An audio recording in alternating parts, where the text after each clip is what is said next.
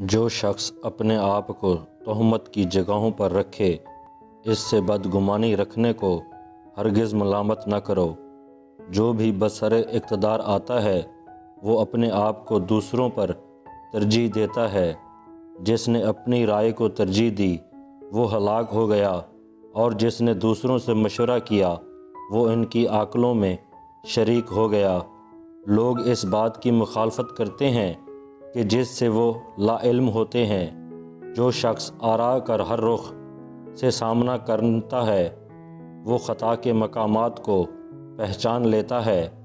عقلیں زیادہ تر خواہشات کی بجلیوں کی چھاؤں میں قتل ہوتی ہیں۔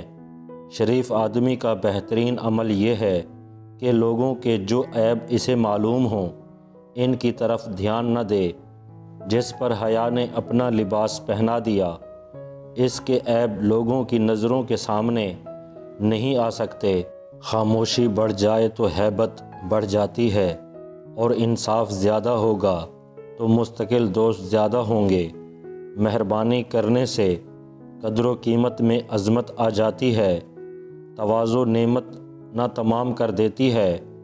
سرداری کے لیے دوسروں کا معاشی بوجھ برداشت کرنا لازم ہے، اور عادلانہ سیرت سے جانی دشمن زیر ہو جاتا ہے، اور جاہل سے دانش مندانہ برتاؤ کرنے سے اس کے خلاف اپنی مددگار زیادہ ہو جاتے ہیں۔ لالچی آدمی ذلت کی زنجیروں میں جکڑا رہتا ہے۔